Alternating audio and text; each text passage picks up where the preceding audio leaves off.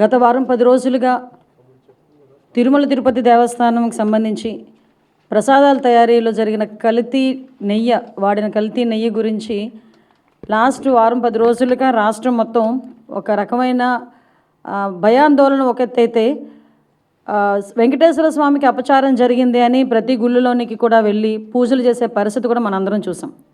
ఇవన్నీ ఒక పరంగా వెంకటేశ్వర స్వామి భక్తులుగా జరుగుతూ ఉంటే, ఒకవైపు నుంచి రాజకీయ దుర్బుద్ధితో దీన్ని కూడా రాజకీయం చేయాలి అని చెప్పి అతని హయాంలో జరిగిన తప్పుల్ని కప్పిపుచ్చుకోవడానికి చంద్రబాబు నాయుడు గారు గౌరవ ముఖ్యమంత్రి గారి మీద ఎదురుదాడి చేయడానికి సిద్ధపడి గౌరవ పులివెందుల ఎమ్మెల్యే గారు తీసుకుంటున్న నిర్ణయాలు చూస్తూ ఉంటే నిజంగా ఎప్పుడో అతన్ని పులకేసి అనేవారు, కానీ ఇప్పుడు నిజంగా పులకేసి ఏదో 2 or 4 పెట్టాలి మనం కూడా. ఎందుకు ఈ మాట చెప్తున్నానంటే, ఇదే జగన్మోహన్ రెడ్డి కల్తీ నెయ్యి వాడారు అని చెప్పి చంద్రబాబు నాయుడు గారు గౌరవ ముఖ్యమంత్రి గారు చెప్పిన తర్వాత బయటకు వచ్చి చంద్రబాబు నాయుడు గారి మీద ఎదురుదాడి చేయటం కూడా మనం చూసాం. తర్వాత వీళ్ళ తాలూకా వెనకత బ్యాచ్ ఉంటుంది కదా, ఒక భజన బృందం ఉంటుంది కదా, భజన బృందం బయటకు వచ్చి లేదు జగన్మోహన్ రెడ్డి గారు మెట్లు ఎక్కి వస్తారు తిరుమల తిరుపతి దర్శనానికి అని మాట్లాడారు. అది కట్ చేస్తే కాదు, నా కాలినడకని కాదు, దర్శనానికి వస్తారు అన్నారు. ఇదంతా జరుగుతుంది. ఓకే, దర్శనానికి వస్తే రప్పించుదాము, కూర్చోబెట్టి అన్ని గౌరవ మర్యాదలు ఇచ్చి డిక్లరేషన్ మీద సంతకం పెట్టించుకొని అతన్ని తీసుకెళ్ళి దర్శనానికి పంపిద్దామని చెప్పి ఆలయ అధికారుల దగ్గర నుంచి భద్రత దృష్ట్యా పోలీస్ డిపార్ట్మెంట్ వాళ్ళు అందరూ కూడా అతను రాటుకని ఆహ్వానించారు. ఆల్ ఆఫ్ సడన్ అతనికి ఇష్టం లేకనో లేకపోతే ఇంట్లోంచి బయటికి తల్లి చెల్లికి పట్టిన గతి పడతాదని భయం వేసో తెలియదు, కానీ ఆటోమేటిక్గా లాస్ట్ మినిట్లో అయితే నేను వెళ్ళట్లేదు అని చెప్తూ కుంటి సాకులు చెప్పే పరిస్థితి వచ్చింది. ఏంటా కుంటి సాకులు అంటే డైరెక్ట్గా బయటకు వచ్చి మాకు నోటీసులు ఇచ్చారు అన్నారు. అరే, పోలీస్ యాక్ట్ సెక్షన్ 30 అన్నది ఈరోజు చంద్రబాబు నాయుడు గారు తీసుకొచ్చింది కాదు. నీకులాగా జీవో నెంబర్ 1 ఇచ్చి సభలు అది ఆపుదామని చెప్పి లోకేష్ గారు పాదయాత్ర చేసినప్పుడు వచ్చిన జీవోలు కాదు ఇవి. పోలీస్ యాక్ట్ సెక్షన్ 30 అన్నది ఎప్పుడైనా శాంతి భద్రతలకు విఘాతాలు కలుగుతాయి అనుకునేటప్పుడు డిపార్ట్మెంట్ వాళ్ళు రెగ్యులర్గా ఇచ్చే నోటీస్ అది. ఆ నోటీస్లో చాలా క్లియర్గా వైఎస్ జగన్మోహన్ రెడ్డి గారు ఆంధ్రప్రదేశ్ మాజీ ముఖ్యమంత్రి 27/9/24, 28/9/24 తేదీల్లో తిరుపతి తిరుమల పర్యటించనున్నారని ప్రభుత్వ అధికారిక సమాచారం ద్వారా తెలిసినది. ఈ పర్యటనలో శ్రీ వైఎస్ జగన్మోహన్ రెడ్డి గారు తిరుమలలో శ్రీ వెంకటేశ్వర స్వామి వారిని దర్శించుకోనున్నారు. ఈ పర్యటనకు స్వాగతం పలికేందుకు తిరుపతి జిల్లా మరియు పరిసర జిల్లాల నుంచి సుమారు 10,000 మంది వైఎస్ఆర్సీపీ నాయకులు కార్యకర్తలు తిరుపతికి రావాలని సోషల్ మీడియా ద్వారా విస్తృత ప్రచారం జరుగుతున్నది. అదేవిధంగా ఈ పర్యటన అడ్డుకుంటామని వివిధ రాజకీయ పార్టీలు, హిందూ ధార్మిక సంఘాలు, ప్రజా సంఘాలు కూడా సోషల్ మీడియా ద్వారా విస్తృత ప్రచారం జరుగుతున్నది. ఈ సందర్భంలో తిరుపతి జిల్లాలో ఉద్రిక్త పరిస్థితులు, శాంతి భద్రతలకు విఘాతం కలిగే అవకాశం ఉన్నది. ఈ పరిస్థితుల వల్ల రాబోయే తిరుమల బ్రహ్మోత్సవాలు మరియు ప్రపంచవ్యాప్తంగా తిరుపతి తిరుమలకు వచ్చే యాత్రికులపై ప్రభావం చూపే అవకాశం ఉన్నది. అదేవిధంగా గౌరవ తిరుపతి జిల్లా సూపరింటెండెంట్ ఆఫ్ పోలీస్ వారు తిరుపతి జిల్లాలో సెక్షన్ 30 పోలీస్ యాక్ట్ను అమలు చేసి ఉన్నారు. కావున తిరుపతి జిల్లాలో ఎటువంటి ర్యాలీలు, సభలు, సమావేశాలు, భారీ జనసమూహాలు ముందస్తు అనుమతి లేకుండా జరుపుటకు నిషేధించబడినది. ఇట్టి నిబంధనలు ఎవరైనా అతిక్రమించిన ఎడల వారిపై చట్టపరమైన చర్యలు తీసుకొనబడును. కావున అన్ని వర్గాల వారు తిరుపతి జిల్లాలో శాంతి భద్రత పరిరక్షణకై పోలీసు వారికి సహకరించాల్సిందిగా కోరడమైనది. ఇది నోటీస్. దీన్ని నిన్న కావాలని 10 సార్లు చూపించి ఇందులో అతనికేదో నోటీసులు ఇచ్చామని చెప్పి మాట్లాడి ప్రజలకి ఒక రాంగ్ పర్సెప్షన్ క్రియేట్ చేయడానికని చాలా విశ్వ ప్రయత్నాలు చేశాడు జగన్మోహన్ రెడ్డి. నేనేమంటానంటే జగన్మోహన్ రెడ్డికి సూటిగా అడుగుతున్నా, జగన్మోహన్ రెడ్డికే కాదు వాళ్ళ తాలూకా నాయకులందరికీ కూడా, ఒక్క బైండ్ ఓవర్ అయినా మేము చేసామా? ఒక్క నాయకుడినైనా హౌస్ అరెస్ట్ చేసామా? ఒక్క నాయకుడినైనా ప్రివెంటివ్ అరెస్ట్ చేసామా? ఒక్క నాయకుడి ఇంటి దగ్గర పోలీస్ పహారా ఏమైనా ఉందా? కనీసం ఎక్కడైనా మీకు ఆయన ఎయిర్పోర్ట్లో నుంచి దిగిన తర్వాత మళ్ళీ అక్కడికి వెళ్ళినంత వరకు కూడా అతనికి భద్రత నిమిత్తం ఉండే పోలీసులు తప్పించి పోలీసులు భారీగా మోహరించిన పరిస్థితులు ఏమైనా ఉన్నాయా అంటే చాలా క్లారిటీగా క్లియర్గా ఎందుకు మేము ఆ నోటీసులు కూడా ఇవ్వాల్సి వచ్చింది అంటే కేవలం అక్కడ బ్రహ్మోత్సవాలు జరుగుతున్నాయి. ఈ కల్తీ నెయ్యి మీద సిట్ కూడా ఏర్పాటు చేయడం అయింది. ఒక పక్క నుంచి జగన్మోహన్ రెడ్డి మీద ఉన్న కోపంతో కొన్ని మంది ధార్మిక సంఘాలు కూడా కొన్ని సోషల్ మీడియాలో మొత్తం కొంతమంది మెసేజ్లు ఫార్వర్డ్ చేసుకున్నారు. At the same time YSRCP నాయకులు కూడా భారీగా జన సమీకరణ చేయడానికి వాళ్ళు సోషల్ మీడియాలో మెసేజ్లు ఫార్వర్డ్ చేసుకున్నారు. ఈ నేపథ్యంలో ప్రజలకు ఇబ్బంది కలగకుండా, యాత్రికులకు ఇబ్బంది కలగకుండా, విఐపీఎస్కి ఇబ్బంది కలగకుండా ఉండటానికి రెగ్యులర్గా శాంతి భద్రతలు విఘాతం కలిగిస్తాయనుకునేటప్పుడు పోలీస్ డిపార్ట్మెంట్ వాళ్ళు ఇచ్చే నోటీస్ అది. ఆ నోటీస్ కూడా జగన్మోహన్ రెడ్డికి ఇవ్వలేదే. జగన్మోహన్ రెడ్డిని రావద్దు అని ఎవరు చెప్పలేదే. మీరు రాకండి అని మేము ఎవరూ చెప్పలేదే. వస్తే మిమ్మల్ని అరెస్ట్ చేస్తామని చెప్పలేదే.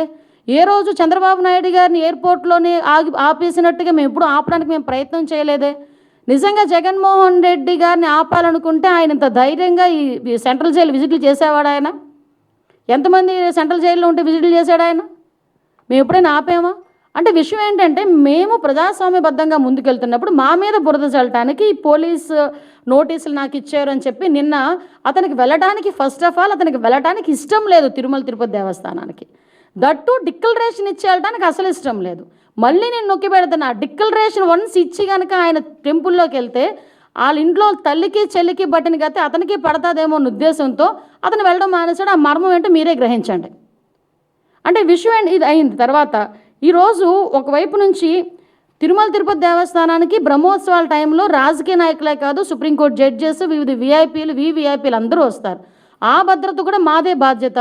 ఆ భద్రత నేపథ్యంలో మేమందరం కూడా ఎట్టి పరిస్థితుల్లోని శాంతి భద్రతలు విఘాతం కలిగించకూడదని చెప్పి నోటీసులు ఇస్తే దాన్ని ఈ రకంగా మాట్లాడి టాపిక్ని డైవర్ట్ చేయడానికి నోటీసుల వైపు తీసుకొచ్చాడు. ఇతగాడు మళ్ళీ మేమేదో డైవర్షన్ పాలిటిక్స్ చేస్తున్నామని మాట్లాడతాడు. అరే ఇప్పటికీ కూడా మేము స్టాండ్ అయి ఉన్నాం. కల్తీ నెయ్యి ఉంది. కల్తీ నెయ్యి అయితే లడ్డూ ప్రసాదంలోని కల్తీ నెయ్యి చేర్చారు. కల్తీ నెయ్యితో ప్రసాదం తయారు చేయబడింది. దాని గురించి అని ముఖ్యమంత్రి హోదాలో ఉన్న చంద్రబాబు నాయుడు గారు కానీ, ఉప ముఖ్యమంత్రి హోదాలో ఉన్న పవన్ కళ్యాణ్ గారు కానీ, లోకేష్ బాబు గారు కానీ మేమందరం మాట్లాడుతున్న ఈ నేపథ్యంలో దాని గురించి మాట్లాడండి అంటే దాని గురించి మాట్లాడకుండా నేను మెట్లు ఎక్కుతాను, ఏంటది దర్శనానికి వెళ్తాను అని చెప్పి డైవర్ట్ చేయడానికి ప్రయత్నం చేసింది నువ్వు. ఈరోజు మళ్ళీ తిరిగి డైవర్షన్ పాలిటిక్స్ అని చెప్పి మా మీద మాట్లాడే పరిస్థితి కనిపిస్తూ ఉంది. ఈ నేపథ్యంలో ఒక గోల్డెన్ వర్డ్ వచ్చింది నిజంగా, లడ్డు నాణ్యత అట, లడ్డు టేస్ట్ అట. అరే నాకు అర్థం కాంది, జగన్మోహన్ రెడ్డి ఏ రోజైనా లడ్డు టేస్ట్ చేశారా? తిరుమల తిరుపతి దేవస్థానం ప్రసాదం లడ్డూని ఆశీర్వాదానికి అక్షతలు వేస్తేనే 10 సార్లు దూకున్నాడు. అక్షంతలన్నీ అయిపోయినంత వరకు ప్రతి టీవీ వాళ్ళు కూడా చూపించారు. అది ఎక్కడ మండపంలోనే, ఎక్కడ ఆశీర్వాదం ఇచ్చిన ఆ మండపంలోనే ఇంకా సాల్వ్ అయ్యక ముందే అక్షంతలు వేసిన దానికి, ఆ పంతులు అక్షంతలు వేసిన దానికి మనమైతే ఆ అక్షంతలు ఎప్పుడు ఉంటాయా, ఉంటే బాగున్ను, రోజంతా ఉంటే బాగున్ను, ఆశీర్వచనం అనుకొని మనం చక్కగా బయటకు వస్తాం. అక్కడే 10 సార్లు దువ్వాడు ఆ క్రాఫ్ట్ని. దువ్వేసి తీసేసినోడు ప్రసాదం గురించి మాట్లాడుతున్నాడు. తప్పిసారి ఎవరైనా ప్రసాదం ఇస్తే టిష్యూ పేపర్లో చుట్టూ పక్కకి పెట్టే వీళ్ళు లడ్డు నాణ్యత గురించి, టేస్ట్ గురించి ఈయన చెప్పడం, మేము వినడం, అది మా దౌర్భాగ్యం. ఇటువంటి పరిస్థితుల్లోని మాట్లాడి ఈయన లడ్డు టేస్ట్ గురించి, అరే ఈ లడ్డు టేస్ట్ ఎక్కడ మనకి ప్రాబ్లం వచ్చింది అని చెప్పి ఆ రోజే జూన్ నెలలోని 12, 20, 25 తారీఖులు జూన్ 4న వచ్చిన లారీల్లో 4 సంబంధించి నెయ్యి ట్యాంకర్లని ముందు యూజ్ చేశారు. ఆ ముందు యూజ్ చేసిన నెయ్యి ట్యాంకర్లలోని ఆ నెయ్యి ప్రాబ్లంగా ఉందని ప్రతి భక్తుల దగ్గర నుంచి ఫిర్యాదులు అందిన తర్వాత మిగతా 4 ట్యాంకర్లకి మేము టెస్టులు చేపిస్తే ఆ టెస్టులు ఎన్డీడీబీ రిపోర్టుల ప్రకారం అందులోని కల్తీ జరిగింది, జంతువుల కొవ్వు కలిసింది అని చాలా క్లియర్గా దానిలో మెన్షన్ చేస్తే దాని గురించి అని చెప్పి మాట్లాడరా అంటే దాని గురించి మాట్లాడకుండా ఎన్డీడీబీ రిపోర్ట్లో డిస్క్లైమర్ గురించి మాట్లాడతారు. అక్కడే అతగాడి తెలివితేటలు బుర్రలోంచి మోకాల్లోకి వచ్చేసాయన సంగతి అర్థమవుతుంది. అరే డిస్క్లైమర్ అన్నది ప్రతి దానికి కామన్. అది నువ్వు తలనొప్పి డోలో ట్యాబ్లెట్ వేసుకున్నా కూడా డిస్క్లైమర్ ఉంటుంది, తెలుసా నీకు? ఒక ఏంటది, మనం ఎల్ఐసికి సంబంధించి ఏదైనా మనం ప్రీమియం ఏదైనా పెట్టుకున్నాం అనుకోండి, దాంట్లో కూడా కింద డిస్క్లైమర్ ఉంటుంది. నువ్వు ఎక్కడికి వెళ్ళి ఏ వస్తువు కొన్నా కూడా డిస్క్లైమర్ ఉంటుంది. ఆ డిస్క్లైమర్లో నాడేదో రాశాడని చెప్పేసి దాని గురించి మాట్లాడుతున్నాం. వీళ్ళు జరిగిన తప్పుని కప్పిపుచ్చుకునే ప్రయత్నం చేస్తున్నారు తప్పించి జరిగిపోయిన తప్పుని జరిగిందని ఒప్పుకోవడం కానీ దానికి క్షమాపణలు కోరడం కానీ జరగట్లే, అది కనిపించట్లే. ఆవిడ అనకూడదు కానీ స్పీకర్ పొజిషన్లో ఏం మాట్లాడతాడండి? ఆవిడ పామాయిల్ ఈ సంబంధించిన ఆయిల్ ఫుడ్ ఎక్కువ తినేసిందంట, అందుకని ఆ వచ్చిన పాల్లోనే అందులోకి వచ్చిన నెయ్యిలోని కూడా కొవ్వు కలిసిందట. ద గ్రేట్ జనరల్ సెక్రటరీ, అతను పెద్ద లాయరు, అతగాడు మాట్లాడతాడు పంది కొవ్వు రేట్ల గురించి మాట్లాడతాడు.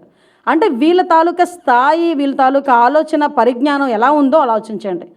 అంత కాస్ట్లీ పందికొవ్వట ఈ నెయ్యిలో కలిపేస్తారా అని అడిగాడు. అంటే అతగాడి తాలూకా తెలివితేటలు ఇలాంటి వాడిని పెట్టుకుని చేశారు. దీవన్నిటికీ కూడా సిట్ ఏర్పాటు చేస్తే సిట్ కూడా సొంత మనుషులతో చేయించారు సిట్ అన్నాడు. లేకపోతే సాక్షి ఉద్యోగస్తులతో ఏమంటారా? సాక్షి ఉద్యోగస్తులతో వేసేది సిట్ కాదయా, ప్రభుత్వ ఉద్యోగస్తులతో వేసేది సిట్టు. ఈ అధికారులందరూ కూడా నీవు పనిచేసినప్పుడు, నువ్వు ముఖ్యమంత్రి ఉన్నప్పుడు కూడా పనిచేసిన వాళ్ళే. ప్రభుత్వ ఉద్యోగులు, పోలీస్ డిపార్ట్మెంట్ వాళ్ళు ఒక ఐజీ ర్యాంకర్ని సిట్ ఏర్పాటు చేసి ఆ సిట్కి మీరు సిట్కి మొత్తం అంతా రెడీ చేసి దర్యాప్తు చేయండి అని చెప్తే ఆ సిట్ మీద కూడా మీరు కామెంట్ చేస్తున్నారంటే మీరు తప్పుని కప్పిపుచ్చుకోవడానికి ఎంత ప్రయత్నం చేస్తున్నారు? మరి విజిలెన్స్ ఎంక్వైరీ వద్దు అని చెప్పి ఎందుకు కోర్టులకు వెళ్ళే పరిస్థితి వచ్చింది? అసలు యాక్చువల్గా ఈ తిరుమల తిరుపతి దేవస్థానం తాలూకా లడ్డూ గురించి కూడా మాట్లాడకూడదు అని వీళ్ళు ఎక్కడో కూడా ఒక ఇది కూడా పెట్టారు, కేసు కూడా వేశారు. సుప్రీంకోర్టులో గ్యాగ్ ఆర్డర్ కోసం పిటిషన్ వేశారు వీళ్ళు. అసలు ఎక్కడ కూడా లడ్డు వ్యవహారం గురించి మాట్లాడకుండా ఉండాలి అని చెప్పి. అంటే వీళ్ళు చేసిన పొరపాటు తెలిసిపోతుంది అని చెప్పి ఎంత దారుణంగా మాట్లాడుతున్నారో మనకు అర్థమవుతుంది. అరే మీకు డిక్లరేషన్ ఇస్తాము, డిక్లరేషన్ తీసుకొని మీరు వెళ్ళాలి, అందులో తప్పే ఉంది. ఎందుకు ఈరోజు మీరు తెలుసు, ప్రతి ఒక్క ప్రపంచం మొత్తానికి మీ ఫ్యామిలీ క్రిస్టియన్ ఫ్యామిలీ అనే సంగతి తెలుసు. నిజంగా మీకు వెంకటేశ్వర స్వామి మీద భక్తితోనే మీరు టెంపుల్కి వచ్చారు, భక్తితో నేను వచ్చాను అని చెప్పి ఒక సిగ్నేచర్ చేసి లోపలికి వెళ్ళడానికి మీకు వచ్చే ప్రాబ్లం ఏంటి? ఆ డిక్లరేషన్ మీద మీరు అంత రాద్ధాంతం చేయాల్సిన అవసరం ఏమొచ్చింది? ఆ డిక్లరేషన్ మీద సంతకం పెట్టడానికి ఇష్టం లేక గొడవలు సృష్టిస్తారట, టమోటాలు ఇసురుతారట, గుడ్లు ఇసురుతారట, అలాగట ఇలాగట అని ఆ ఎక్స్ చైర్మన్ కరుణాకర్ రెడ్డి వీళ్ళందరూ కూడా టీవీలో దగ్గరికి వచ్చి మాట్లాడటం. అంటే వాళ్ళే ఒకవేళ నిజంగా వచ్చినా వాళ్ళే అవి కూడా చేయించుకొని మన గులకరాయి టైపు, కోడికెత్తి టైపు చేయించుకొని తిరిగి జనాల మీదకి వెళ్ళే పరిస్థితి కూడా ఉంటుంది. ఇవన్నీ అరే నువ్వు వెళ్ళవయ్యా, నువ్వు హైందవ సాంప్రదాయాన్ని పరిరక్షించెళ్ళు, ఎందుకు ఈ మాట చెప్తున్నావంటే మీరు ఒకసారి అర్థం చేసుకుంటానండి. క్రిస్టియన్స్ కానీ, హిందూస్ కానీ, ముస్లిమ్స్ కానీ ఒక్కొక్కరికి ఒక్కొక్క పద్ధతి ఉంటుంది. ఇప్పుడు కడప దర్గాకి వెళ్తాం, హిందువులు ఎంతమంది అరట్లేదు కడప దర్గాకి? కడప దర్గాకి వెళ్ళినప్పుడు ఆ గుడ్డ కట్టుకొని చక్కగా టోపీ పెట్టుకొని వెళ్ళరా? అజ్మీర్ వెళ్తారు, ఎంతమంది అజ్మీర్ వెళ్ళరు? అక్కడికి వెళ్ళి వాళ్ళ సాంప్రదాయం ప్రకారం వెళ్తాం కదా. తమిళనాడులోని ఇటువైపు కొన్ని టెంపుల్స్ ఉన్నాయి, షర్టు తీసి వెళ్ళాలి, మగవాళ్ళు షర్టు తీసి వెళ్ళాలి, అక్కడికి అలాగే లోపలికి పంపిస్తారు. కొన్ని చోట్ల పంచికట్టు కట్టుకుని వెళ్తారు, అలాగే వాళ్ళ దగ్గరికి వెళ్ళాలి. నేను నమ్ముతాను కానీ నేను అలా వెళ్ళనంటూ ఊరుకుంటారా? అక్కడ సేమ్ ఇక్కడ అంతే. చర్చికి వెళ్తాము, మోకరిల్లించి ప్రార్థన చేయాలనుకుంటే మోకరించి ప్రార్థన చేస్తాము అక్కడికి వెళ్ళిన తర్వాత, నువ్వు గౌరవం ఉంటే. అలాగే ఇక్కడ కూడా గౌరవించి ఒక డిక్లరేషన్ మీద సంతకం పెట్టి వెళ్ళవయ్యా అన్నాం. దానికి పెద్ద రాద్ధాంతం చేసి దానికి దళితుల్ని కనెక్ట్ చేశాడు. అంటే అతను చేసిన పొరపాటుని కులమతాల మధ్య విద్వేషాలు రెచ్చగొట్టడానికి ఏ రకంగా మాట్లాడుతున్నాడు. నాకే ఈ పరిస్థితి ఉంటే దళితులకి ఏ పరిస్థితి ఉంటే? అసలు దళితులు అన్న పదం నోట్లోంచి రావడానికి నీకు అర్హత లేదయ్యా. ఎందుకు చెప్తున్నానంటే ఇదే తిరుమల తిరుపతి దేవస్థానం బోర్డు మెంబర్ల గురించి మాట్లాడుతూ నువ్వు ఒక మాట మాట్లాడు. చాలామంది రికమెండేషన్స్తో వస్తారు, సీఎం గారు రికమెండేషన్లతో వస్తారు, చాలా ప్రాశస్తమైన కమిటీ అది, ఆ బోర్డు అది అని చెప్పావు. మరి ఆ బోర్డుని ఒక రకంగా చెప్పాలంటే భ్రష్టు పట్టించడానికి 50 మంది సలహా మండలిని ఎందుకు పెట్టావు? నీకు విషయం చెప్పనా, అఫ్కోర్స్ అది కోర్టు కొట్టేసింది కాబట్టి పోయారు, కానీ నువ్వు ఇచ్చిన బోర్డులో కూడా 6గురికి నేర చరిత్ర ఉందని సాక్షాత్తు హైకోర్టు బయట చెప్పింది. నీకు ఇంకో విషయం తెలుసా? నువ్వు ఇచ్చిన బోర్డులో ఒక్కడు కూడా దళితుడు లేడు. నువ్వు ఈరోజు దళితుల గురించి మాట్లాడుతున్నావు. నీకు ఆ రోజే నీ చేతులతోనే టీటీడీ బోర్డు మెంబర్లకి దళితులకి ఇవ్వాలని ఆలోచన కూడా నీకు రాలే. మళ్ళా పైగా ఈరోజు దళితుల గురించి మాట్లాడుతున్నావు. మా హయాంలో మా బాలవీరాంజనేయ స్వామి గారు, మా మంత్రి గారు ఆ రోజు బోర్డు మెంబరు. ఇంకో విషయం కూడా ఇక్కడ ప్రస్తావించాలి కాబట్టి ప్రస్తావిస్తున్నా. 2014-19 హయాంలో నేను ఎమ్మెల్యేగా ఉండేటప్పుడు గౌరవ ముఖ్యమంత్రి గారు చంద్రబాబు నాయుడు గారు నన్ను టీటీడీ బోర్డు మెంబర్ని చేస్తే ఆ రోజు నా మీద కావాలని నేను మాట్లాడిన మాటలను కట్ అండ్ పేస్ట్ చేసి ఆరోపణ చేశారు. ఎలాంటి ఆరోపణలు చేస్తే ఆ ఆరోపణలు కూడా నేను ఒకటే, అతని ప్రాశస్తం తగ్గకూడదని ఆ రోజు మేమే బయటకు వచ్చి, అంటే దళితురాలనైనా నన్ను వెళ్ళనివ్వకుండా కూడా ఆ రోజు నీ పేటీఎం బ్యాచ్ అంతలాగా సోషల్ మీడియాలో రెచ్చిపోయి నా మీద రేణిపోని అబాండాలన్నీ వేశారు. మీరు అబాండాలు వేసినంత మాత్రాన నేనే వెంకటేశ్వర స్వామికి దూరం అయిపోలేదు కదా. ఆ రోజు దళితురాలను నన్ను కూడా వెళ్ళనివ్వలేదు, దళితులకి ఎవరికి పోటీ పెట్టనివ్వలేదు, కనీసం వాళ్ళకి ఇవ్వలేదు, దళితులకి ఎవరికి నువ్వు బోర్డు మెంబర్ ఇవ్వలేదు. ఈరోజు నువ్వు మాట్లాడుతున్నావు. నేను ధైర్యంగా చెప్తున్నాను, ఎస్ నేను హిందువుని. నువ్వు చెప్పగలవా? బయటకు వచ్చి చెప్పు. డిక్లరేషన్ మీద సంతకం పెట్టబోయా అంటే పారిపోయి ఇంట్లో కూర్చున్నావు. ఈరోజు నువ్వు మాట్లాడుతున్నావు దీని గురించి. ఇలాంటి విషయాలన్నీ కూడా ఒక్కసారి మనం కూడా, నేను ఒకటే చెప్తున్నా, ఈరోజు దళితుల గురించి అంటే దళితులు అంటే ఏంటంత చిన్న చూపు? ఏం దళితులు ఎవరు గుళ్ళకి వెళ్ళట్లేదా? ఈరోజు నీకు విషయం తెలుసా? తిరుమల తిరుపతి దేవస్థానం మీద డిప్యూటీ ఈఓ పొజిషన్లో ఉన్న వాళ్ళు చాలామంది వెళ్తున్నారు. ఒకసారి చెక్ చేసుకో. నీ హయాంలో ఉండొచ్చు, నువ్వు ఉండలేకపోవచ్చేమో, మా హయాంలో ఉంటారు. ఎందుకంటే మాట్లాడితే మానవత్వం అన్న పదం సిగ్గుపడుతుందయ్యా జగన్మోహన్ రెడ్డి, నీ నోట్లోంచి ఆ పదం వస్తే. నువ్వు మానవత్వం గురించి మాట్లాడేటప్పుడు వెనకాతలు పిక్చర్ వేసుకో. మీ బాబాయ్ హత్య, గొడ్డలిపోటు గురించి ఒక పిక్చర్ వేసుకో, అప్పుడు మానవత్వం గురించి మాట్లాడదు. కానీ వెనకాతలు ఇంకో పిక్చర్ వేసుకో. నీ చెల్లి వీధి ఢిల్లీ గల్లీ తిరిగిన పొజిషన్ గుర్తుపెట్టుకో. మానవత్వం గురించి నువ్వు మాట్లాడేటప్పుడు షర్మిల ఈరోజు రోడ్డుకి ఎందుకు మీకు వ్యతిరేకంగా మాట్లాడుతుందో ఒక్కసారి ఆలోచించు. మానవత్వం గురించి ఆలోచించేటప్పుడు నీ తల్లి ఏం చేస్తుందో ఒక్కసారి ఆలోచించు. నువ్వు మానవత్వం గురించి మాట్లాడతావు. మన సెక్యులరిజం, ఏమి సెక్యులరిజము? అందుకేనా సార్వభౌమత్వాన్ని గురించి, సెక్యులరిజం గురించి నువ్వు మాట్లాడతావు. ఇదేం దేశం అని మాట్లాడు. అసలు నిజంగా చెప్పాలంటే నిన్న ప్రెస్ మీట్ తర్వాత ఇదేం దేశం, ఇదేం మతం, ఇదేంటి అని మాట్లాడావు. దేశద్రోహం, దేశ బహిష్కరణ కింద నిన్ను బయట పంపించేయాలి. అఫ్కోర్స్ నువ్వు ఎలాగో వెళ్ళిపోదాం నిర్ణయించుకున్నావేమో కాబట్టి ఇలాంటి మాటలు మాట్లాడుతున్నావు. లాస్ట్ 5 సంవత్సరాలు చక్కగా సంపాదించి బయట పెట్టుకున్న బయట దేశాల్లో, ఇంకెలాగ ఇక్కడ ఉన్న వాళ్ళు బయటకు వస్తే తన్నేలా ఉన్నారని చెప్పేసి వెళ్ళిపోవడం రెడీ అయినట్టున్నావు. అఫ్కోర్స్ అందువల్ల నువ్వు ఆ మాట మాట్లాడుతున్నావేమో. నిజంగా దేశద్రోహం చట్టం కనుక ఉండుంటే నిన్న ఆ కేసులు ఈరోజు బుక్ చేసేవాళ్ళని. దేశ బహిష్కరణ అన్నదే నీకు కరెక్ట్. భారతదేశంలో పుట్టి భారతీయుడిగా ఉండి ప్రపంచంలో ఏ దేశం వెళ్ళినా కూడా నేను భారతీయుడినైనా సగర్వంగా నాకు తలెత్తుకొని తిరిగే ప్రతి భారతీయుడు సిగ్గుపడేటట్టుగా భారతదేశంలో ఉండి అదే ఆంధ్రప్రదేశ్ ముఖ్యమంత్రిగా చేసే 5 సంవత్సరాలు ఈరోజు నువ్వు ఇదేం దేశం అని అడుగుతున్నావంటే నిన్ను దేశ బహిష్కరణ కాకుండా ఇంకేం చేయాలి? అది నీ తాలూకా దేశభక్తి. నువ్వు సెక్యులరిజం గురించి మాట్లాడతావు, మానవత్వాల గురించి మాట్లాడతావు. కాబట్టి నేను అడిగేది ఏంటంటే, ఇప్పటికైనా మళ్ళీ చెప్తాను, నేను ఎవ్వడూ ఆపట్ల. వెళ్ళు, ఈ రోజుకే వెళ్ళు. నువ్వు ఎప్పుడు వెళ్తానంటావో చెప్పు. మాజీ ముఖ్యమంత్రి హోదాలో, ఎమ్మెల్యే హోదాలో నీకు ఎలాంటి దర్శనం కావాలంటే ఆ దర్శనం ఇస్తావు. అజయ్ కలాం లాంటి వాళ్ళే డిక్లరేషన్ పెట్టేసుకెళ్ళారు.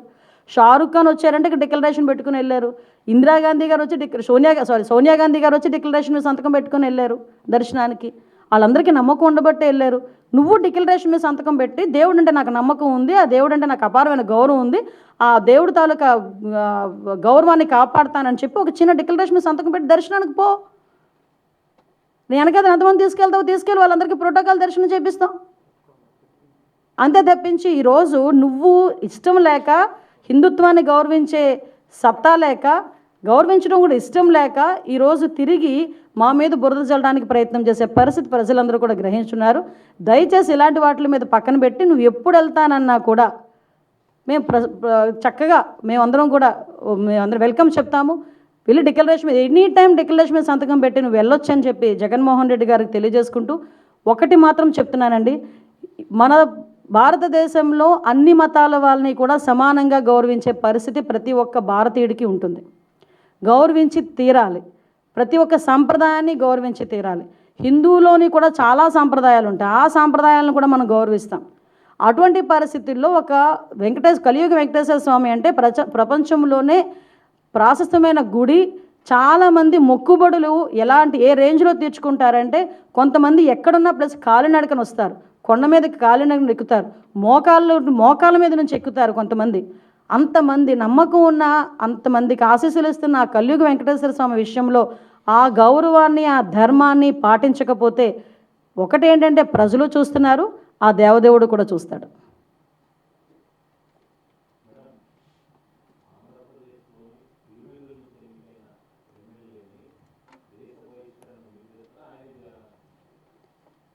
విషయం ఏంటంటే ఆయనకి ఎప్పుడు సెల్ఫ్ గోల్ వేసుకోవడం అలవాటు. ఇలా మాట్లాడి ఆయనే తెచ్చుకున్నాడు దేశ బహిష్కరణ చేయాలి. నేను డిమాండ్ చేస్తున్న దేశ బహిష్కరణ చేయాలి ఇలాంటి వాళ్ళని. ఎందుకంటే ఏ దేశం ఇదేం దేశం అని మాట్లాడతాడండి. అసలు ఏదైనా ఒక దేశభక్తి గీతం వస్తే లేచి నుంచుంటాం అందరూ. మన దేశం గురించి మనం చాలా ప్రౌడ్గా ఫీల్ అవుతాం. అటువంటిది ఇదేం దేశం అని మాట్లాడుతున్నాడంటే దేశ బహిష్కరణ. ఈరోజు ప్రజలందరూ కూడా దేశ బహిష్కరణ చేయాలి కంపల్సరీగా అలాంటి వాడిని.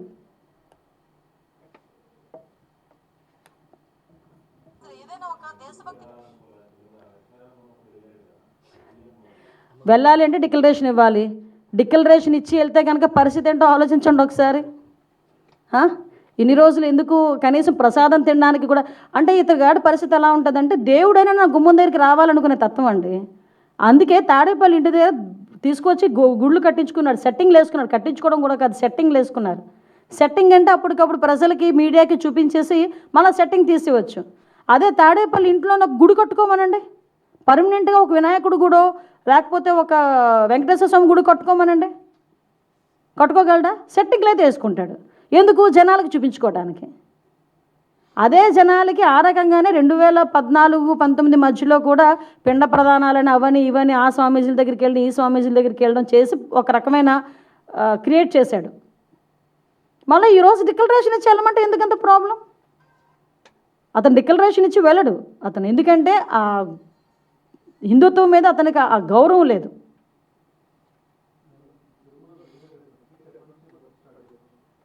సిట్ రెడీ అయిపోయిందండి, ఆల్రెడీ దర్యాప్తు కూడా స్టార్ట్ అయిందండి. లేదు, ఇంకా ఒకసారి ప్రైమరీ ఇన్వెస్టిగేషన్స్ అవుతున్నాయి కదా, టైం బాండ్ పెట్టుకొని చేస్తాం.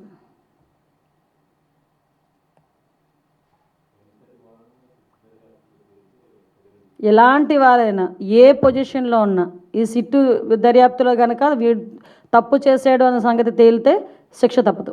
ఎందుకంటే ఇది సెంటిమెంట్తో కూడుకున్న వ్యవహారం, ప్రజల మనోభావాలు, హిందువుల మనోభావాలతో కూడుకున్న వ్యవహారం ఇది. ప్రపంచవ్యాప్తంగా చాలామంది సెలబ్రిటీలు ఏమి జరుగుతుందని ఒక ఉత్కంఠతో చూశారు లాస్ట్ టైం. ఇప్పటికీ కూడా వాళ్ళు అదే భయాందోళనలో వాళ్ళు పెట్టే ట్వీట్లు కానీ ఇవన్నీ కూడా మీరు అబ్జర్వ్ చేయొచ్చు.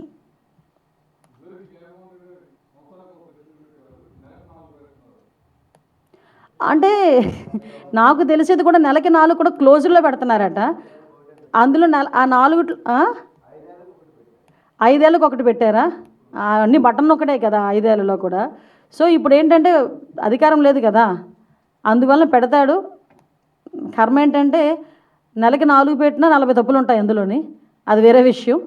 నేను ఒకటే చెప్తున్నా, అది కూడా బహిరంగంగా బయటకు వచ్చి మారడమనండి. చర్చిలకి రమ్మంటే రారు, ఇన్సైడ్లో కొంతమందిని అలౌ చేసి మాత్రం ప్రెస్ మీట్లు అంటారు. మళ్ళా పులి ఎలివేషన్స్ మాత్రం మామూలుగా ఉండవు.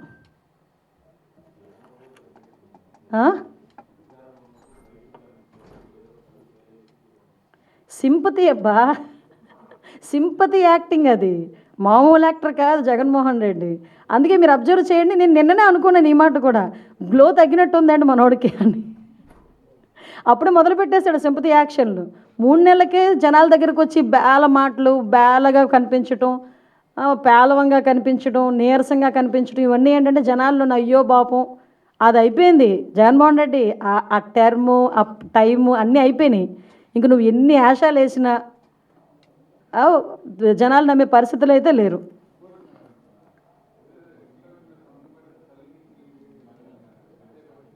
అవును, ఏమండి మీరు నా చేతి చెప్పిస్తారు కానండి, ఒక్కసారి సోషల్ మీడియా ఓపెన్ చేయండి, నా చేతి చెప్పించాలని చూస్తున్నారు మీరు. మా భారత కూరుకుంటుందా ఏంటి?